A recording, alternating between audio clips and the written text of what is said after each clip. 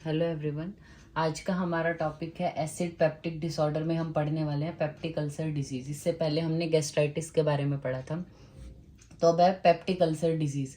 नाम क्या है? Peptic and ulcer. Ulcer formation क्या होता है? जो किसी भी एक सरफेस की कॉन्टिन्यूटी ब्रेक होना, उसको हम अल्सर फॉर्मेशन बोलते हैं। तो इसमें क्या होगा? Break down in the inner lining of stomach and the first part of intestine, यानी डिओडेनम और जो गैस्ट्रिक म्यूकोसा है, मतलब जो इनर लाइनिंग है, उसकी डिसकंटिन्यू होना, उसमें अल्सर फॉर्मेशन होना, वो क्या है? Peptic ulcer disease. दो तरीके के हैं, गैस्ट्रिक और डिओडेनल अल्सर। मतलब उनका जहाँ पे वो फॉर्मेशन होता है उसके जगह के अकॉर्डिंग नाम रखा है। Then we come to the causes. अगर हम बात करें पेप्टिक अल्सर डिजीज को कॉज करने वाले फैक्टर्स कौन से हैं? एक है एच पाइलोरी का इन्फेक्शन, जो पेशेंट ज़्यादा पेन किलर्स एनेसिड्स लेते हैं।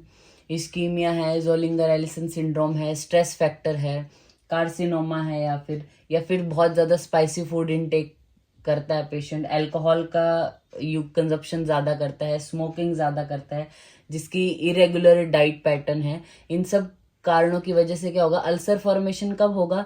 जब जो प्रोटेक्शन करने वाले फैक्टर हैं वो कम होंगे और जो इंजरी करने वाले फैक्टर ज़्यादा बढ़ जाएंगे। ये कोई भी ऐसा रीज़न जिसकी वजह से ये डिसबैलेंस हो, तो वो क्या करेगा? अल्सर फॉर्मेशन करता है। तो अब हम उसकी अगर बात करें साइन एंड सिम्टम्स की, तो क्या होगा? पेशेंट को एब्डोमिनल पेन होगा।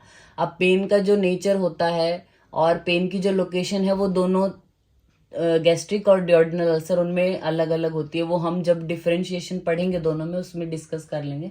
लेकिन पेशेंट को कॉमनली अगर हम बात करें, पेप्टिक अल्सर डिजीज में एब्डोमिनल पेन होगा, ब्लोटिंग होगा, फुलनेस लगेगी, वाटर ब्राश होगा, मतलब मुंह पूरा ऐसा लगेगा जैसे पानी से भर गया है। ऐसे जैसे पेशेंट बोलता है ना आपको आके कि खट्टी डकारें आ रही हैं, या फिर कुछ जलने जैसा गले में आ जाता है, इस तरीके से। नोजिया होगा, वॉमिटिंग होगा, भूख नहीं लगेगी पेशेंट को। वेट लॉस हो सकता है in case of gastric ulcer and weight gain in case of duodenal ulcer. Then हम इसके पढ़ते हैं कि पैथोजेनेसिस कैसे है, कैसे ये अल्सर फॉर्मेशन होता है। तो अगर हम बात करें इसके कॉजेज में, एच पाइलोरी के इन्फेक्शन की वजह से क्या होगा? वहाँ पे टॉक्सिन रिलीज होते हैं। टॉक्सिन रिलीज होने की वजह से वहाँ पे इन्फ्लामेशन होगी, and that inflammation cause inhibition of hydrogen ion detection in the gastric antrum. Gastric antrum जो है वो इनको डिटेक्ट ही नहीं कर पाता। डिटेक्ट नहीं कर पाएगा तो ओवर स्क्रीशन होता रहेगा इसका। ठीक है। अगर हम बात करें एनासिड्स की, तो ये क्या करेंगे? जो कोएंजाइम है उनका इनहिबिशन कर देता है, तो प्रोस्टाग्लैंडिन कम होंगे। प्रोस्टाग्लैंडिन कम हुए तो जो गैस्ट्रिक म्यूकोसा को प्रोटेक्ट करना है, मतलब उनकी प्रोडक्शन है, वो कम हो जाएगी और हाइड्रोजन आयन की प्रोडक्शन ज़्यादा होगी। और बाकी जो भी रीज़न है, Zollinger Ellison syndrome, ischaemia, stress, Crohn's disease, carcinoma, इन सब की वजह से क्या हुआ? ये डिसबैलेंस हो जाता है। मतलब जो गैस्ट्रोप्रोटेक्टिव फैक्टर्स हैं और म्यूकोजल इंजरी को बढ़ाने वाले सब्सटेंस हैं, इनमें क्या होगा?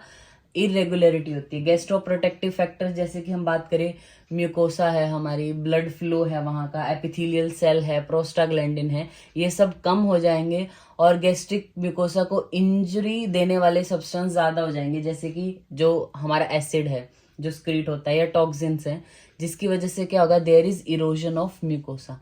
म्यूकोसा इरोड हुई तो irritation of the somatic innervation, जो वहाँ की नर्व सप्लाई है, वहाँ पे क्या इरिटेशन कॉज होगा इसकी वजह से।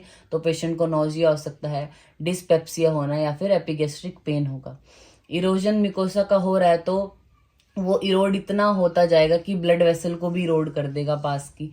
तो ब्लड वेसल अगर इरोड हुई तो अगर ब्लीडिंग हम बात करें, वो इसोफेगस में भी जा सकती है, तो पेशेंट को हेमेटोमेसिस हो सकता है। या फिर वो ब्लीडिंग स्टमक में ही रहेगी। स्टमक में अब दो तरीके से जा सकती है, तो ऊपर के रास्ते से निकलेगी, एक नीचे के रास्ते से निकलेगी। तो अगर हम बात करें ब्लीडिंग इन स्टमक, दैट जो वो ब्लड हुआ है वो ऑक्सीडाइज्ड हो जाता है HCl से। HCl से ऑक्सीडाइज हुआ तो वो इसोफेगस के थ्रू वापस जाता है, तो कॉफी ग्राउंड इमेसिस, मतलब वॉमिटिंग इस तरीके की पेशेंट को होती है। अगर वो ब्लीडिंग जो हुई थी स्टमक में वो नीचे की तरफ जाती है, मतलब गैस्ट्रो इंटेस्टाइनल ट्रैक में नीचे की तरफ जाती है, तो क्या होगा? वो HCl से ऑक्सीडाइज्ड होगी, डाइजेशन पूरा होने के बाद नीचे से निकलेगी, तो पेशेंट को मेलिना होगा। मेलिना मीन्स जो ब्लैक कलर का टेरी और फाउल स्मेलिंग जो स्टूल है, वो पेशेंट को आता है।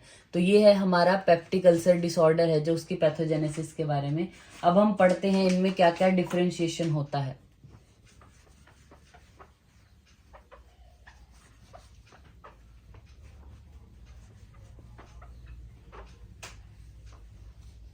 अगर हम बात करें गैस्ट्रिक अल्सर की और डिओर्डिनल अल्सर, सबसे पहले बात करते हैं इंसिडेंस। इंसिडेंस जो गैस्ट्रिक अल्सर का होता है वो मेनली 50s या 50s के अबव जो है, मेल और फीमेल रेशो 1:1 होता है।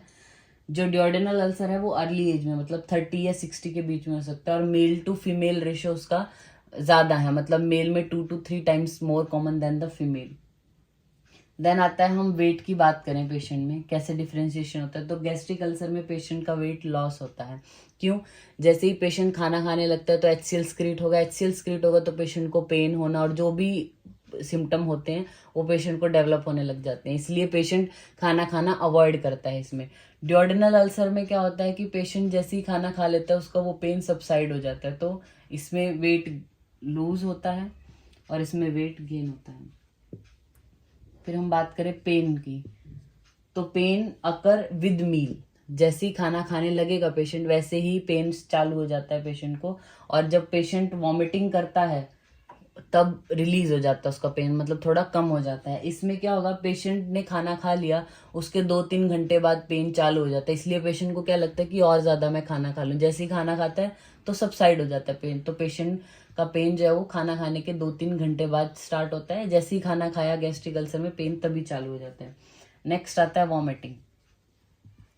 Vomiting in case of gastric ulcer is common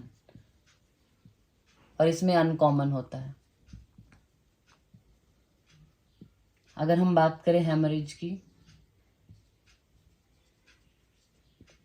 इसमें मेनली हेमेटोमेसिस होने के चांसेस हैं एज कम्पेयर टू मेलिना, और डिओर्डिनल अल्सर में मेलिना कॉमन है एज कम्पेयर टू हेमेटोमेसिस। फिर आती है मैलिग्नेंसी की बात। मैलिग्नेंसी इसमें ओकेजनली होती है, डिओर्डिनल अल्सर में रेयर है मैलिग्नेंसी में कन्वर्ट होने के चांसेस। देन आते हैं रिस्क फैक्टर। रिस्क फैक्टर में जो भी पेशेंट जिनको गैस्ट्राइटिस हो, अल्कोहल ज़्यादा लेते हैं, स्मोकिंग ज़्यादा करते हैं, स्ट्रेस फैक्टर है, मतलब जो रीज़न है कॉमन, उनको गैस्ट्रिक अल्सर होने के चांसेस ज़्यादा रहते हैं। Duodenal ulcer is mainly caused by the H. Pylori infection. ये भी हो सकता है लेकिन डिओर्डिनल अल्सर ज़्यादा कॉमन है कि H. पायलोरी की वजह से ही होता है। Then we come to the diagnosis. तो हमें डायग्नोसिस कैसे करना है, तो पेशेंट के साइन एंड सिम्टम के अकॉर्डिंग वो किस तरीके का फूड इनटेक कर रहा है, कैसी हैबिट्स हैं उसकी, वो देखना है हमें। एंडोस्कोपी करा सकते हैं, बेरियम मील एक्सरे करा सकते हैं पेशेंट का। और अगर हम बात करें H. पायलोरी को जानने के लिए कि H. पायलोरी इन्फेक्शन है या नहीं, उसके लिए स्पेसिफिक टेस्ट क्या है, यूरिया ब्रीथ टेस्ट करते हैं, बायोप्सी करते हैं, रैपिड यूरिएज टेस्ट करते हैं, और स्टूल एंटीजन टेस्ट भी कर सकते हैं। Then we come to the treatment. Treatment हमारे आयुर्वेद में सबसे पहला क्या कहा गया है, प्रिवेंट करना है, मतलब निदान परिवर्जन करना है। ऐसे जो भी निदान है उनका सेवन ही नहीं करना है कि जिससे ये चीज़ ज़्यादा बढ़े। देन हमारा आता है इसमें एंटासिड्स हैं, H2 ब्लॉकर्स हैं, प्रोटॉन पंप इनहिबिटर हैं, वो कॉमन है, लेकिन इसमें मेन क्या है, H. पायलोरी का इन्फेक्शन। तो H. पायलोरी का इन्फेक्शन को कम करने के लिए इसमें क्या है, ट्रिपल रेजिमेन एक दिया हुआ है, जिसमें क्या पेशेंट को पेंटाप्राजोल है, क्लेरिथ्रोमाइसिन या फिर अमोक्सिसिलिन, ये 3 जो ड्रग है इनका कॉम्बिनेशन हम देते हैं, या फिर क्वाड्रुपल थेरेपी भी देते हैं, मतलब 4 ड्रग उसमें होंगे, पेंटाप्राजोल, क्लेरिथ्रोमाइसिन, एमोक्सिसिलिन और मेट्रोनिडाजोल, या फिर बिस्मिथ कंटेनिंग जो कंपाउंड है उनको ये 4 ड्रग के साथ भी हम दे सकते हैं पेशेंट को। तो ये हमारा टॉपिक हुआ peptic ulcer disease. Thank you.